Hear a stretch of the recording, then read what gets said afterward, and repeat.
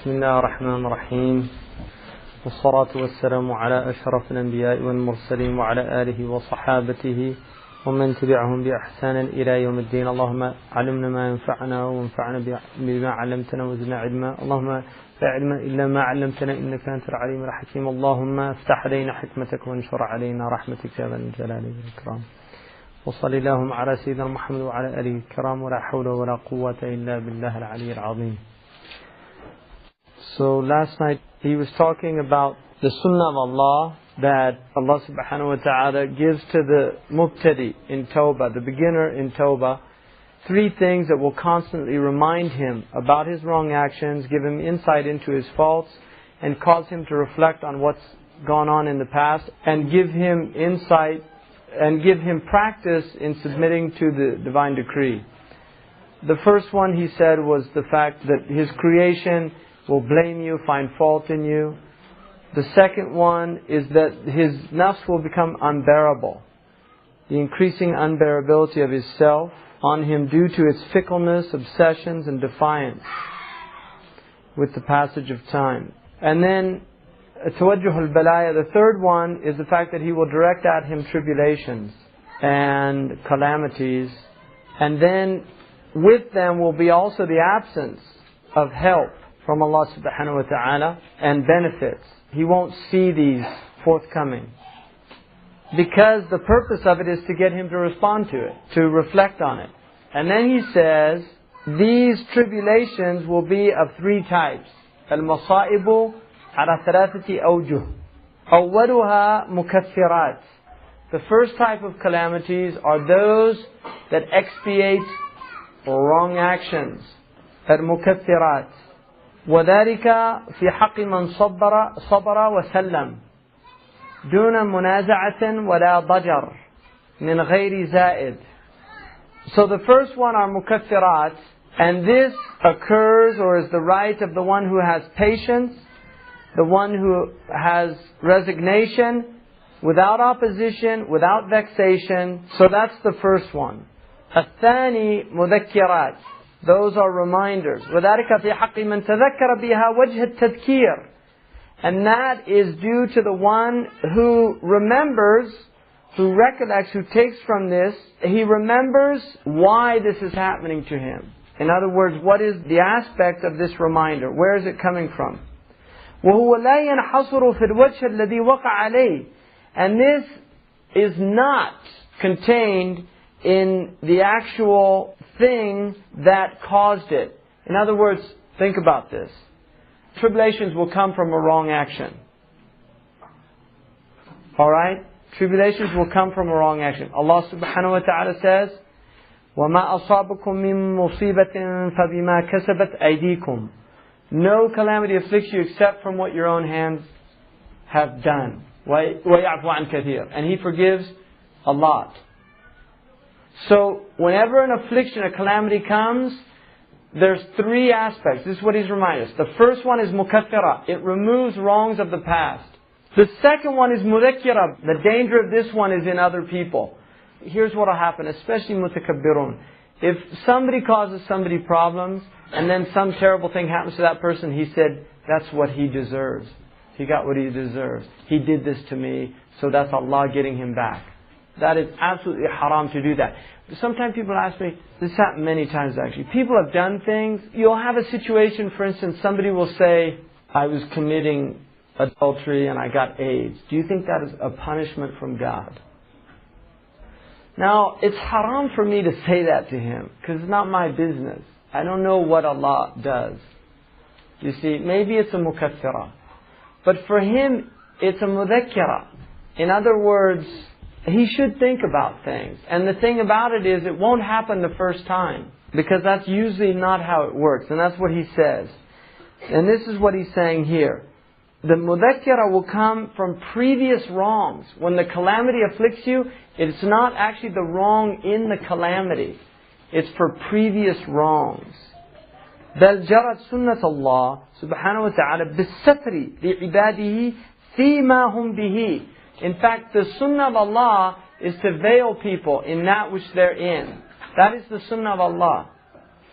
فَلَا يُسَلِّطُ عَلَيْهِمْ الْبَلَايَا مِنَ الْوَجْهِ الَّذِي أَسَاءُ بِهِ. What it means is, calamities are a result of your wrongs. Masa'ib wal balaya are a result, they are tribulations that Allah subhanahu wa ta'ala sends His servant because of what he was doing. But the tribulation will not afflict you in something that you were doing at that time. The tribulation actually comes for past things. Because it's not the sunnah of Allah to try you in that thing in and of itself, in the disobedience. Generally.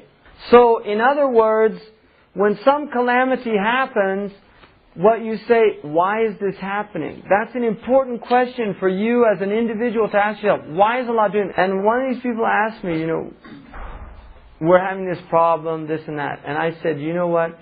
You all need to meet and just ask yourselves one question. Why is this happening to us? Why? And nobody will ask that question. They'll let things just happen again and again, and they won't ask that. Why is this happening? One of the things that people will do, very common, just to give you an example, it's a very common thing. People will get into the same relationships with other people. You'll have somebody who'll say, every time I get a friend, he does the same thing to me. Every time. I've had this friend, this friend, this friend, this friend. They all did the same thing to me. They think it's the other person. And this is the point. You have to learn the lesson that you're being told at any given moment. It's all about you. This whole thing is about you. Each one of you.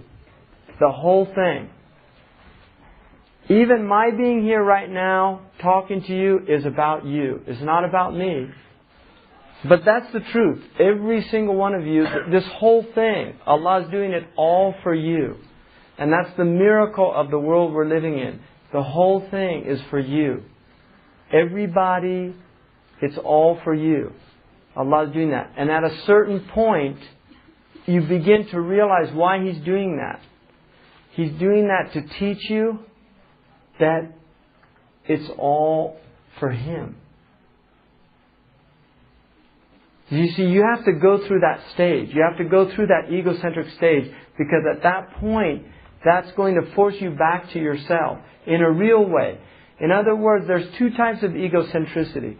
There's a type of egocentricity that's always projecting outward. And then there's another type of egocentricity that always begins to project inward. And that's the beginning of spiritual development, where you actually turn inward. You do recognize, yes, this is all about me, but I can't project out anymore. I can't blame it on all these people. It's all his fault. The reason I'm unhappy is because this person, my parents were toxic parents. I read this book, now I know why I'm all messed up. These type things, this is the self-indulgent Western infantile nafs. And at a certain point you have to give up that. And at that point spiritual development starts happening. But it's still egocentric. What he's doing here is it's all about dismantling this ego. But you have to get to that stage where, yes, it is all about you.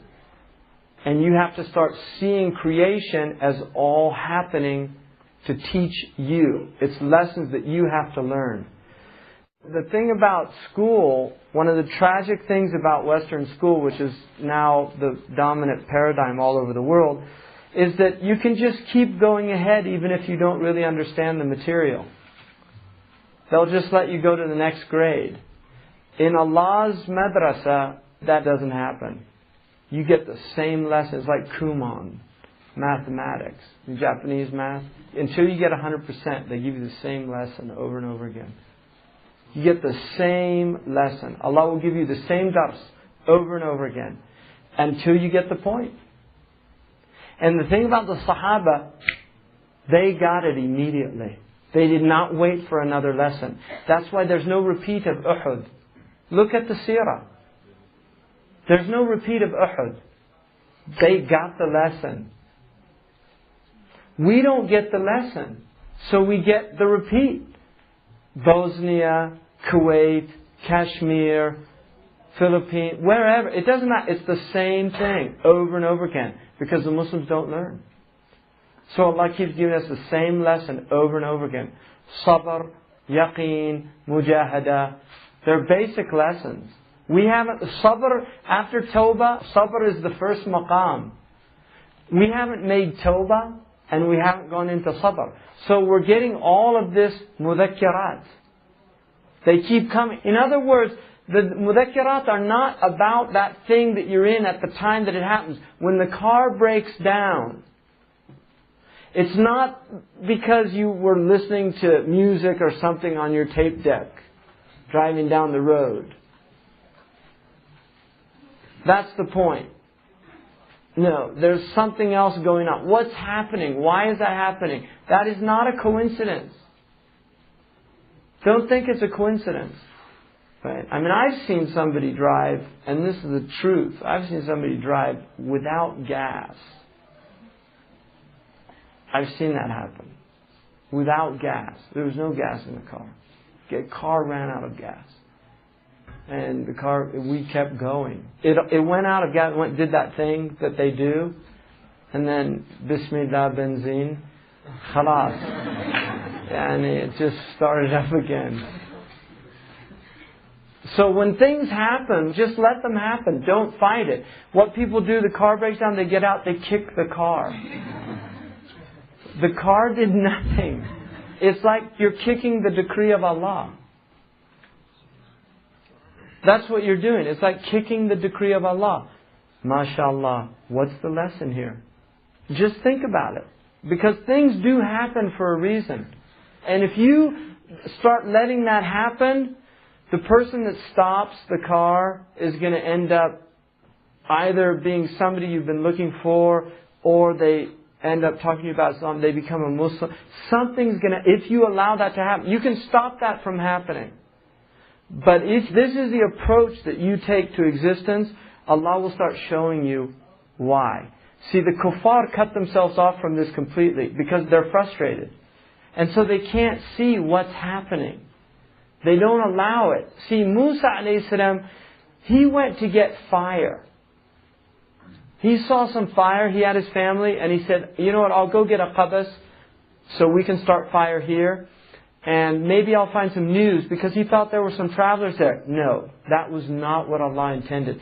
Now when Musa got there, Allah spoke to him. He did not say, you know, I'm not making light of this at all, but I just want to point this point out. He did not say, I didn't come for this. I came for the fire. I need to go back to my family. No. At that point, you go with where Allah is taking you. This is the secret of being in submission to Allah subhanahu wa ta'ala. Allah's creation will take you where you're supposed to go. And it will all unfold for you. And you'll start seeing the signs of Allah subhanahu wa ta'ala. You will see them. Allah will show you His sign. The unseen will start impinging on your life to the point where you say, Subhanallah. And you start saying, Subhanallah. And this is what happens. You enter into a state of conformity with reality, and Allah continues to show you reality. When you reject this, then you start throwing wrenches in the works. You're throwing your own wrenches in the works, and you just trip yourself up, and it won't happen. What's supposed to happen will not happen. If you miss the airplane, there's a reason you're supposed to miss it. Don't worry about it. Don't worry about it. It's all just let things happen. It doesn't mean that you just sit back. No, you do all the asbab. But when you do the asbab and the thing does not happen, the musabbib, the real musabbib is that He's the one now that's putting the impediments there, and there's a reason for that. If you don't do it, blame yourself. You see, in other words, if the airport's an hour away and you're supposed to be there and you leave without the time that you need and then you miss the flight, no, you blame yourself. But if you did everything you could and it all goes wrong. I've been on amazing things where it's just you have to say, MashaAllah. Because it's not about anything you could have done. You did all the asbab and Allah didn't let it happen, and there's another reason. So you just submit to that, and then Allah will show you. But if you don't submit to it, you get veiled. And then you just become frustrated by the qadr. You're frustrated by it. You don't see the wisdom in it. That's why the kuffar can't see the wisdom in it, because they're fighting it. So Allah will not let them see the wisdom. And a lot of Muslims are fighting it as well, so they don't see the wisdom in it. They get as frustrated as the kuffar. This is a mudhakkira. Allah is reminding us of something, and we have to take the reminder. Now the third one is uqubat. See, this is what happens. And this is the horrible one. So here's the three reasons. Mukaffirat, that's a good thing. Mudhakkirat, that's a good thing. Uqubat, bad thing. And this is وَهِيَ الَّتِي تُزِيدُ صَاحِبَهَا ضَجَرًا وَضِيقًا وَسُخْطًا بِالْقَضَاءِ. These are those that will increase the one that it's happening to in vexation, in constriction, and in anger towards the decree. He'll just get angry. He'll get out and smash the hood of his car. And then it becomes an uquba. It's a terrible thing. The other one, you're allowing it to be a mudhakkira and a mukaffira, and then it's something else happens. You get sick, masha'Allah. You lose your money, masha'Allah. Who cares? Seriously, what can you do? If you lost all your money, what can you do about it? You can sit there and fret and fume, become vexated. It's all being angry at the qada and the qadar. That's all it is. You're just angry at the qada and the qadar. So just let go. There's a lesson here. Learn the lesson. Mudhakkira, mukaffira. Learn it, benefit by it. Don't make it an uquba. So that's his third one. And then we enter the khatima. This is the end. Now the khatima. Furu' at-tawbah. So he's given us this. We're ending the mawqif al-awwal, right? The mawqif al-awwal, we're coming to an end, which is tahqiq at-tawbah. And what he's saying here, and that had qutb al-awwal was tahqiq al-niyya, qutb al-thani was radd al-madalim, and qutb al-thalith was ijtinab al-maharam. So he's finished that. He's basically giving you all that now. Tawbah. This all, what just preceded was all about Tawbah. How to realize real Tawbah. Many of us, what's happening in our lives, it's just the same thing over and over again. Like the rat that spins the wheel, doesn't go anywhere. He's trying to get you out of that cycle. Tawbah that is real. Tawbah that's not falling back on the same patterns. Because we're like automatons. We're like robots. Most of us are in deep sleep, and most of our lives are led in this somnambulant state where we're simply going through the motions. People can push your buttons. Husband and wife learn these early on in marriages. They learn buttons to push. You're just like your mother. Why do you always say that? You see? He knows. You see, or she knows what to say. Whatever it is, people know their tapes. These are all tapes. They're pre-recorded. Usually the discs came from their parents, but not always. They're pre-recorded tapes. No copyright. They're transmitted, passed on. And then you just turn it on and you get the tape. And this is what people do. Same characters come into the mosque. Every time you see them, same exchange happens. It's just tapes. That's the way most people are. They go through their lives like that. They never wake up to what life is about. They never wake up to what this is all really about. What he's saying is, wake up time is wake up call. The alarm's going off. That's what happened over 1420 years. نَسْمِعْنَ مُنَادٍ يُنَادِي لِلْإِيمَانِ. A caller came calling to Iman. Wake up. مُوتُوا قَبْلَ أَن تَمُوتُوا حَاسِبُوا قَبْلَ أَن تُحَاسَبُوا. Take yourself to account before you're taken to account. كُونُوا كَأَصْحَابِ الْقُبُورِ عِدُّوا أَنفُسَكُم مِّنْ أَصْحَابِ الْقُبُورِ. Prepare for death by killing yourselves now, your egos. Consider yourself, Sahih Muslim, consider yourself already in the graves. Do it now. Don't wait till it happens later. Do it now. This is the message of urgency. All the prophets, this is what they're saying. Don't wait till suddenly you wake up and realize It's all true. هذا ما وعد الرحمن وصدق المرسلون. This is what the Merciful told us.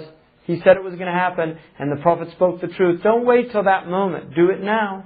That's all he's saying. That's his urgency. So the Khatima, فروع التوبة كثيرة. The branches of Tawbah are many. ومداخلها غزيرة. And its inroads are abundant. وتصحيحها أصل صحة كل مقام. And its تصحيح, rectifying your Tawbah, is the foundation of the soundness of every station on this path. In other words, you're not going anywhere. This is the vehicle by which you start this journey. If you're not doing this, and that's why what we just went through, all of that which we just went through, He's giving you the vehicle to start your journey to Allah subhanahu wa ta'ala. Your individual journey. Each one of us has a journey. Every one of us has a moment in time. There's a door somewhere. There's a door in this world waiting for you into the unseen world. It's waiting for you. None of us knows where it is, but we're going to meet that door. And the angel of death is at the door. He opens the door for you. I was with, and this is an amazing thing, I was with Shaykh Abdullah al-Qadi in Dammam. I think we prayed the Eid. And we had a flight, it was before Fajr. And it was probably about 4:30. I was in his house, he had this room for me in the back. And it was right before Fajr. I was half between sleep and wakefulness, but I was thinking about death really strongly. And Shaykh Abdullah al-Qadi opened the door. And all my luggage was there, right there. And he said, "Musta'id lis-safar ya Shaykh." I mean, literally. He said, "Are you ready for the journey, Shaykh?" And I was looking at my luggage and looking at him. And I just realized, one day, the angel of death, he's going to come and say that. If we're lucky. Because he's nice to believers. He's horrific to non-Muslims. To believers, he's actually gentle. Because the Prophet made him promise that he would be gentle to his followers. Musta'id ya Shaykh? You ready? And I'm looking at my luggage thinking, it's your actions. That's your luggage. You're going to carry your actions into the next world. That's your baggage. And it's a real journey. Don't have any doubts about it. It's going to happen. So, nothing's going to work without Tawbah.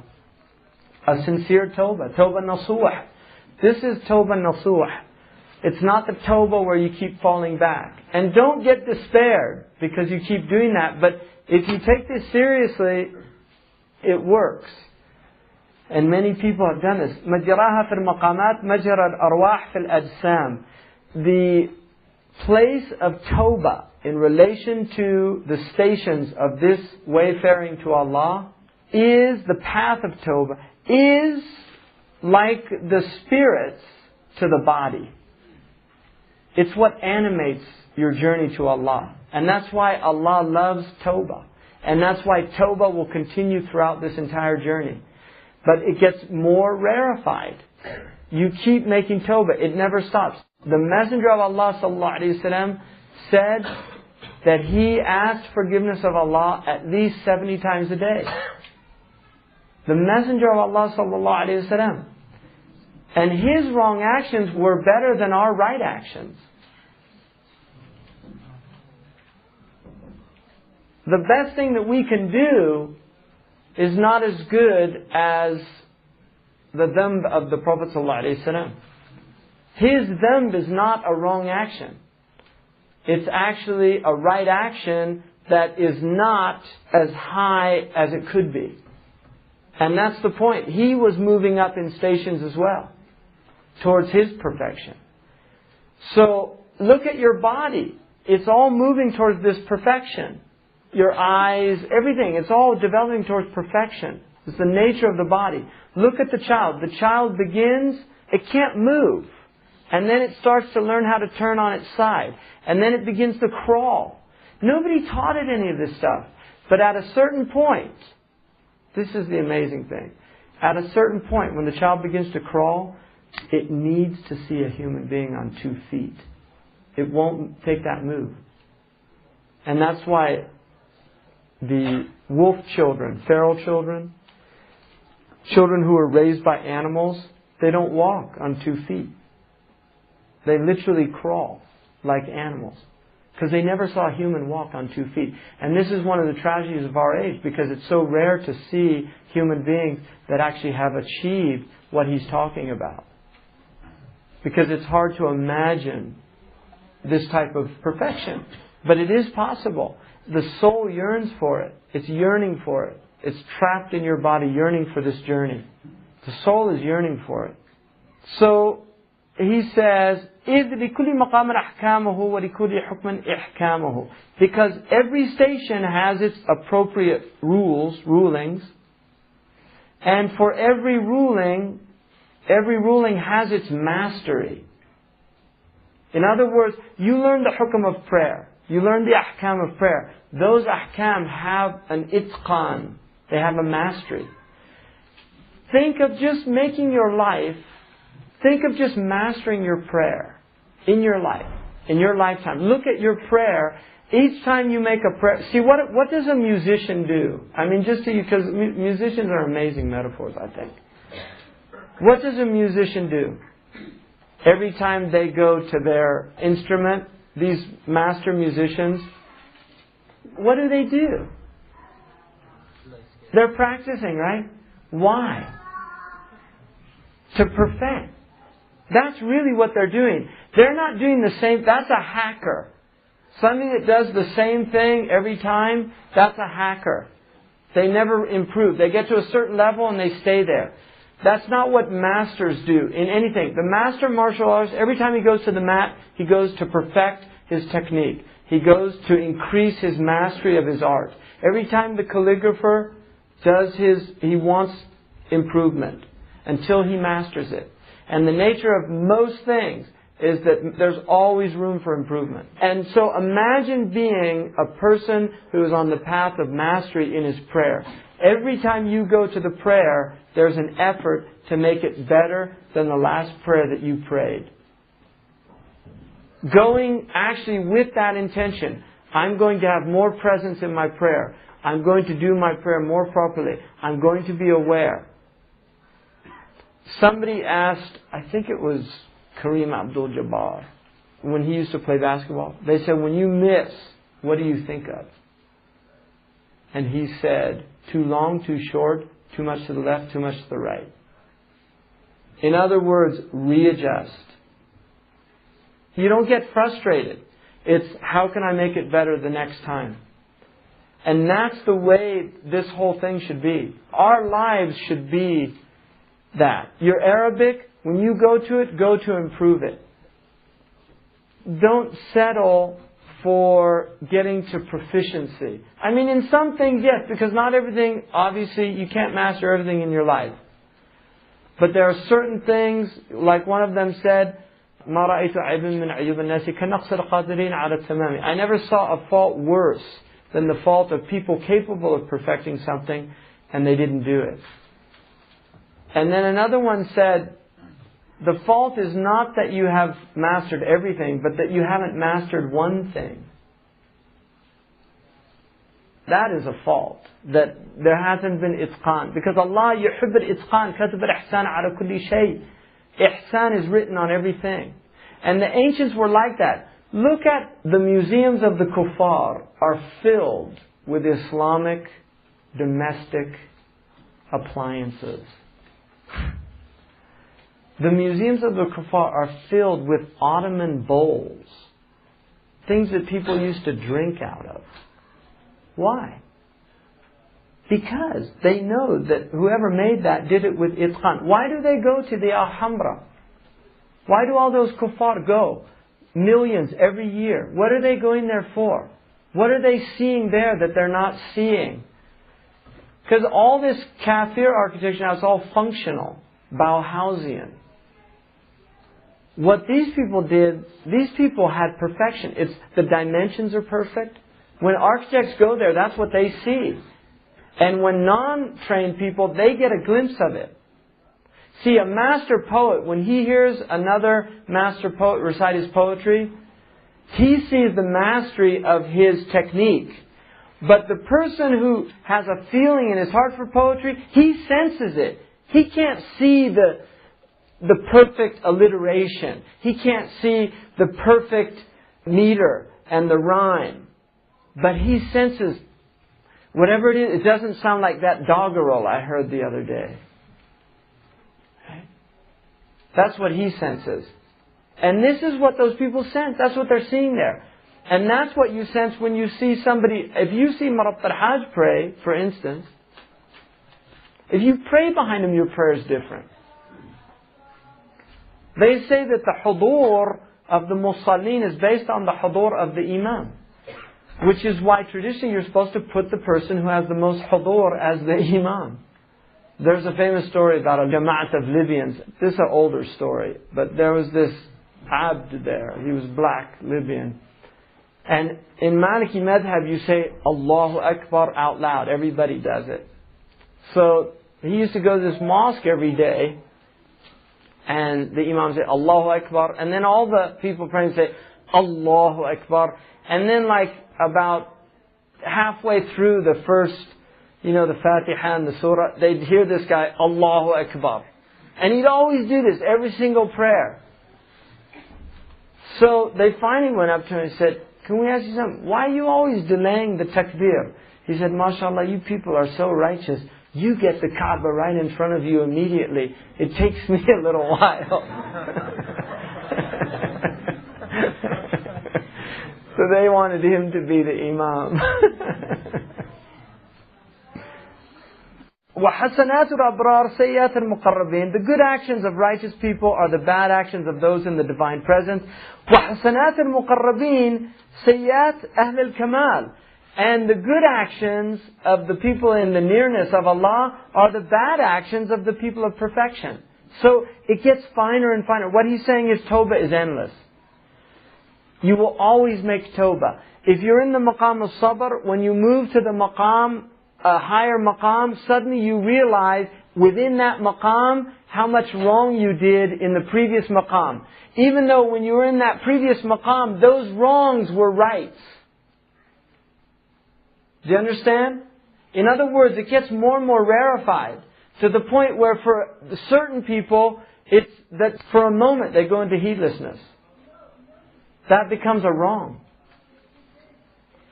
For a moment to go into heedlessness. كان يذكر الله في كل أحيانه. Aisha said the Prophet ﷺ remembered Allah in all of his states. He was always in the dhikr of Allah subhanahu wa ta'ala. Always. And then he says, وَكَذَلِكَ التَّقْوَى تَدْخُلُ فِي كُلِّ مَقَامٍ. Because he was speaking about taqwa, also taqwa enters into every station. So tawbah and taqwa are with you on your whole journey. You'll never leave them. وَتَجْرِي عَلَى قَدْرِ نِسْبَتِهِ. And it proceeds in accordance with the degree of its relationship to that maqam. It gets higher and higher. وَإِنَّمَا التَّوْبَةُ وَالتَّقْوَى عَزْمٌ ثُمَّ حَزْمٌ ثُمَّ حُكْمٌ. Tawbah and taqwa are firm intention, unwavering determination, and then finally authority. Allah gives you the ability to control yourself. But it comes first with absolute determination. This is it. You have to have azima. وَإِنْ عَزَمْتَ فَتَوَكَّلْ عَلَى اللَّهِ. Once you make that azima, then you have to trust in Allah subhanahu wa ta'ala. And then you have to have hazmun. And then finally you get hukmun, ثم حكم. وكل أمر في الوجود يقوى ويضعف في سبه ومدته. Every matter in existence is strong or weak in accordance with its means and material. So a building is strong or weak in accordance with the means by which it was built and the material you used. أليس كذلك? That's the way it works. So if you use strong material, you have a strong building. The material of this path, ومن المواد, the material of this path, لزوم الاستغفار, constantly doing istighfar, ودوام الصلاة على النبي المختار, and constantly doing prayer on the Prophet. That's how you're building this spiritual path to Allah subhanahu wa ta'ala. That is the fuel that will move your vehicle on this path.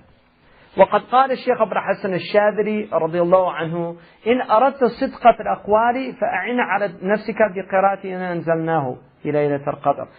Abd al-Hasan al-Shadhili, this is called a hikmah. This is not a hadith. This is a hikmah.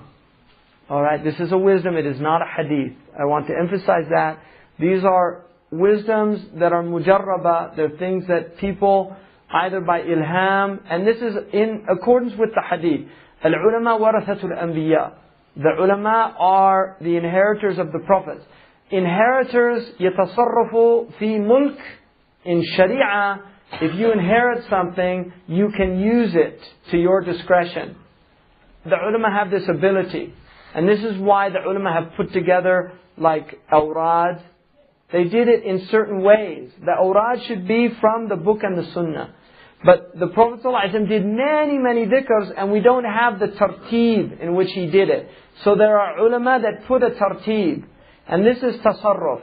The same with verses in the Quran. There are verses in the Quran that help in certain things, and some of the ulama have taken out these fa'idah and have used them in those places. So that's what he's doing. It's a hikmah from Abu Hassan al-Shadiri.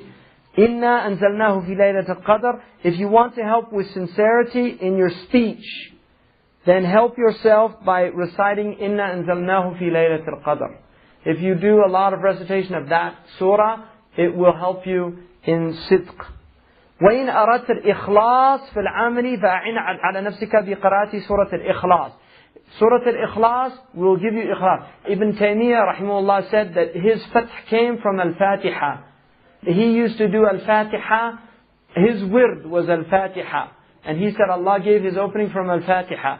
Different ulama have had different futuhat. But Surah Al-Ikhlas is one of the surahs used for ikhlas. قُلْ هُوَ اللَّهُ أَحَدَ اللَّهُ صَمَدَ لَمْ يَلِدْ وَلَمْ يُولَدْ وَلَمْ يَكُن لَهُ كُفُوًا أَحَدٌ.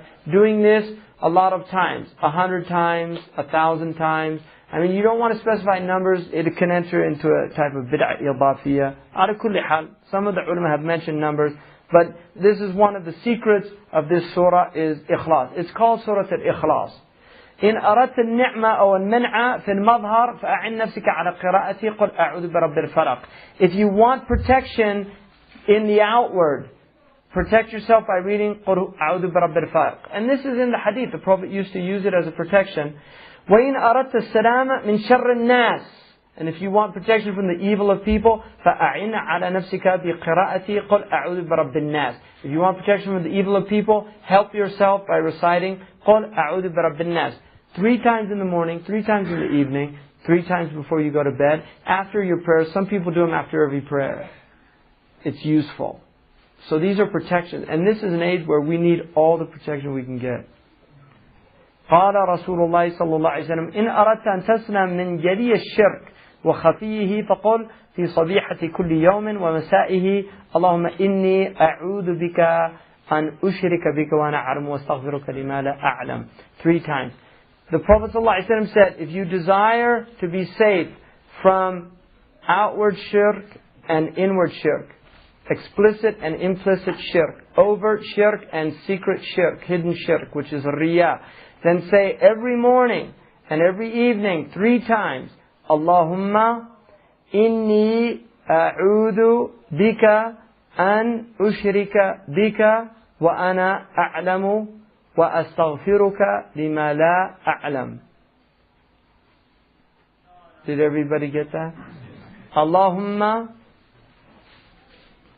inni alif nun ya inni a'udhu alif ain waw dhal a'udhu bika ba ka an alif nun ushrika alif shin ra ka ushrika mansub bi an ushrika bika ba ka wa waw ana alif nun alif or hamza nun alif ana a'lamu alif or hamza ain lam mim a'lamu wa astaghfiruka wa waw hamza sin ta ghain fa ra ka wa astaghfiruka lima lam mim alif la a'lamu la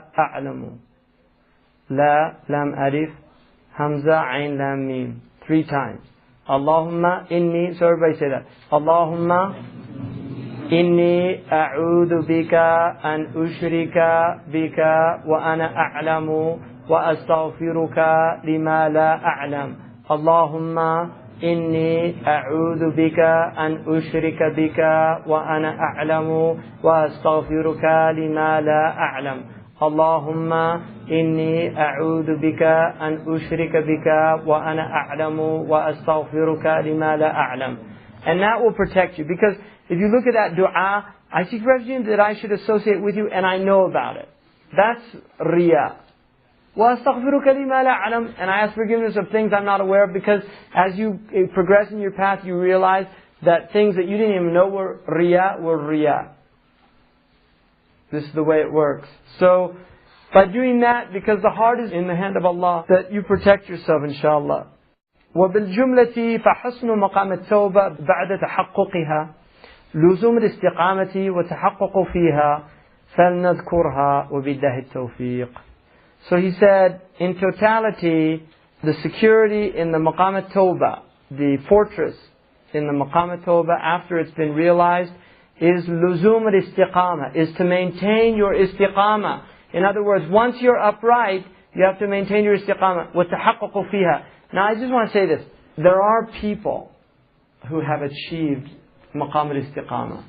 There are people that have achieved Maqam al-Tawbah. Really. I guarantee you, Marabt al-Hajj, nobody's ever heard him say anything about any other human being that was makruh. Ever. Nobody. There's people there who've been with him over 70 years. Not once did they ever hear him speak ill of anybody. Nor will he allow any ghiba in his company. He will not allow it. One student was studying with him once. In Mukhtasar Khalil, there's mentioned a type of horse that has a big head and it's slow. The Arabs don't really like it. And he said, oh, is that like the horse of so-and-so? And Marabt al-Hajj, he really got upset. And he said, Astaghfirullah. He said, I fled people because I didn't want to hear about other people. And he said, you want to study with me? Don't mention people with su. Because it's ghiba to say something about somebody's animal that they wouldn't like. It's ghiba to say something, even their car. Like you say, so-and-so's car is really lousy. That's a ghiba. That's another book, Maharam al-Lisan. You study that and you'll just weep. Really, that book will, it'll make you weep. If it doesn't, you're dead. But, it really, and you're dead anyway. That book will really frighten you. Maharam al-Lisan, the prohibitions of Lisan. Shaykh Muhammad Mawlud al-Musawi al-Yaqubi. You need to learn the rules of ghiba, and not just ghiba. There's so many things about the tongue that people are unaware of. If you speak ill of somebody, you're supposed to do istihlal of their children. Like if you speak ill of somebody who has children, it would hurt them if they heard it as well. So it becomes backbiting of the family. Backbiting is like compounded interest. Because it's dhikru akhaka bima yakrahu idha sami'a. It's mentioning your brother. Right?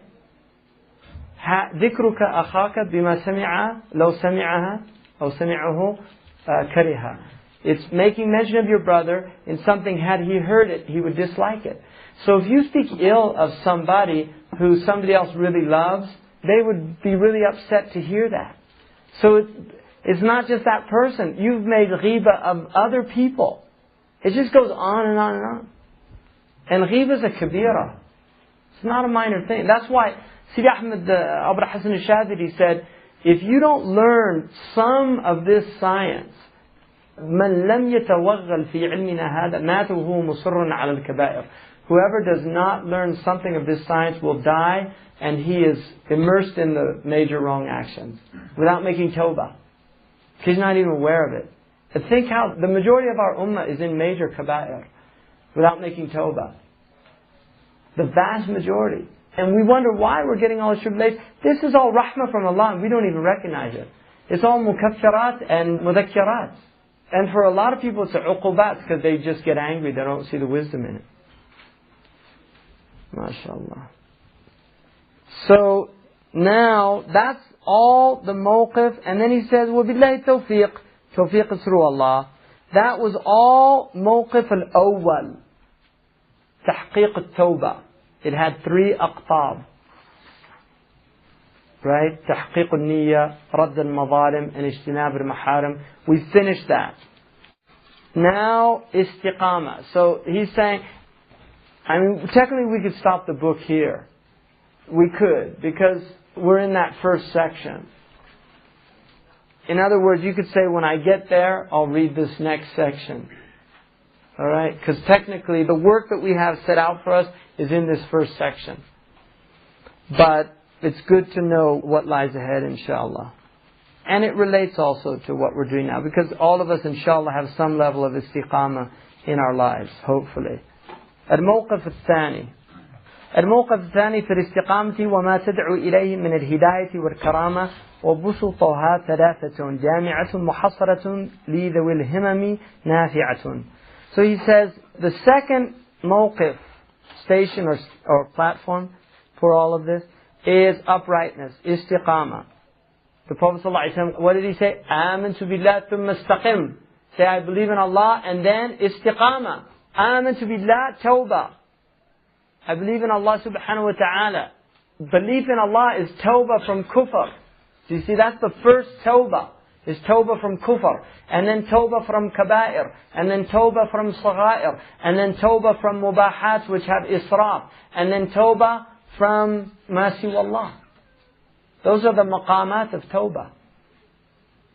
5. There's 5 maqam of tawbah. So, the ground of this is 3. It is comprehensive, achievable. Muhassala, it is achievable. لِذُوِي الْهِمَمْ, for people of high himma, you can reach it. That's what he's saying. Don't think you cannot reach it. And the thing about it is, all of us should aspire to this. If for anything, for the sake of this ummah. The ummah of the Prophet ﷺ. This ummah needs awliya. It needs righteous people. For the sake of this ummah, we need people whose prayers are answered. We need people that yutawassal bihim. We have drought all over the world.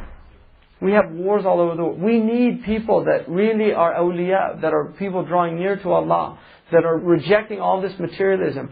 There needs to be people out there who are not sending their children to kafir schools to learn the ways of kufr out of their love of dunya. That they're actually willing to change the cycle, to break these cycles. Really, we need people that are willing to break these cycles. Look at the Muslims. We are in a pathetic condition. We've never been in a more pathetic condition. And our youth are being lost everywhere. We've got debates going on in mosques that have no meaning whatsoever. It's like 2 guys arguing about how long their robes are. Your robe's not short enough, brother. What do you mean? Look, it's as short as yours. No, it isn't. And this is the type of stupidity that Muslims are engaged in right now. So, recognize that this is possible. And the thing about istiqamah, the power of istiqamah, I mean, wallahi, anything that the blessings all go back to the Messenger of Allah.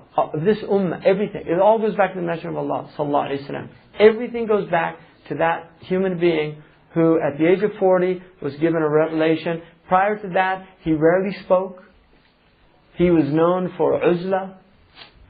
He had no dunyawi aspirations. He had no desire to become some wealthy, powerful potentate of the Arabian Peninsula. He was living a very simple life, a naturally ascetic individual who had really no dunyawi aspirations.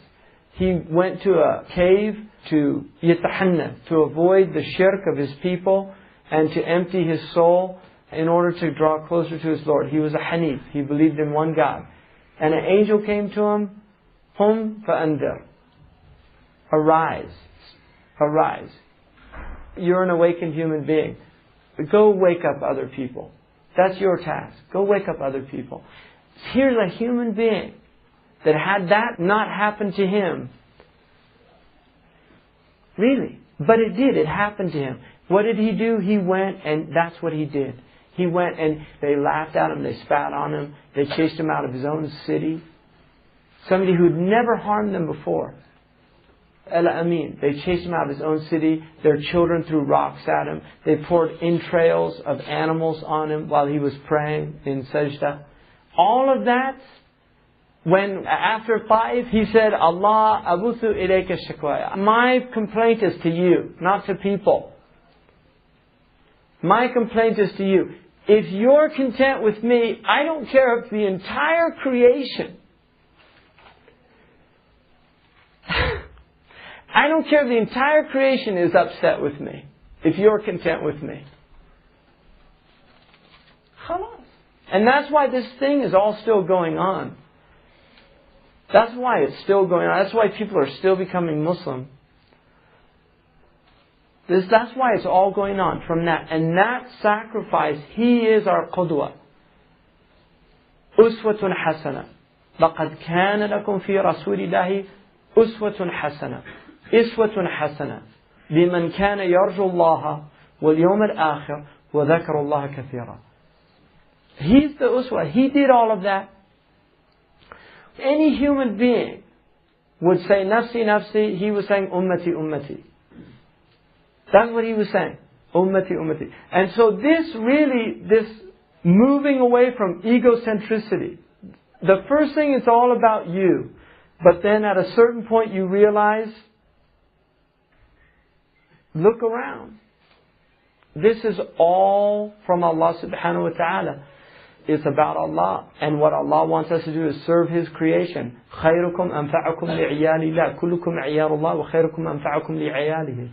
All of you are dependents of Allah, and the best of you are those who show the most service to His dependents. And then it becomes the opposite.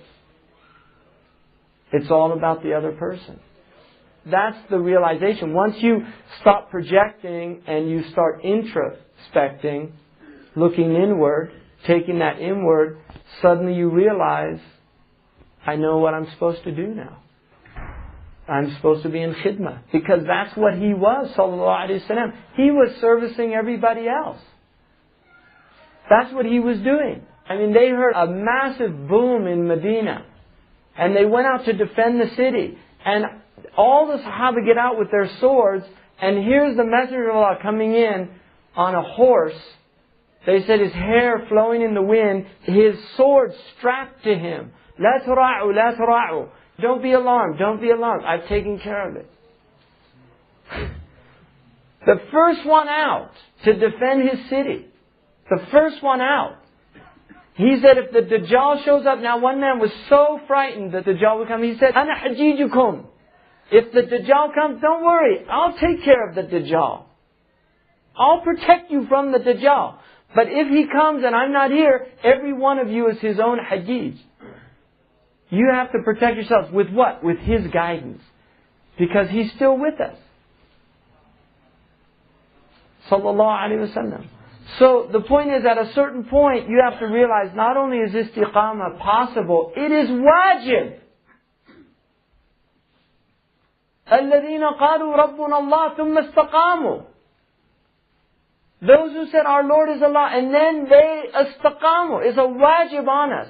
It's an obligation to become people. اهدنا الصراط المستقيم. Are we lying every time we say that? Are the angels saying, كذبت يا عدو الله? You're a liar. You're not asking for guidance. Every single time we say that, اهدنا الصراط المستقيم. طيب. The hidayah is there. هدى للمتقين. ألف لام ميم ذلك الكتاب لا ريب فيه هدى للمتقين. There's the guidance. I gave you the guidance. I gave you everything. It's all there for you. So it's achievable if you have himmah and it's beneficial. The first bisat, al-bisat al-awwal for ibadat, is in the ibadat. Because that's the foundation. Ibadat, adat, and then akhlaq wal mu'amalat. That's it. So inshallah, we'll do that tomorrow. جزا الله عنا سيدنا محمد صلى الله عليه وسلم ما هو أهله. جزا الله عنا سيدنا محمد صلى الله عليه وسلم ما هو أهله. جزا الله عنا سيدنا محمد صلى الله عليه وسلم ما هو أهله. سبحان ربك رب العزة عما يصفون والسلام على المرسلين.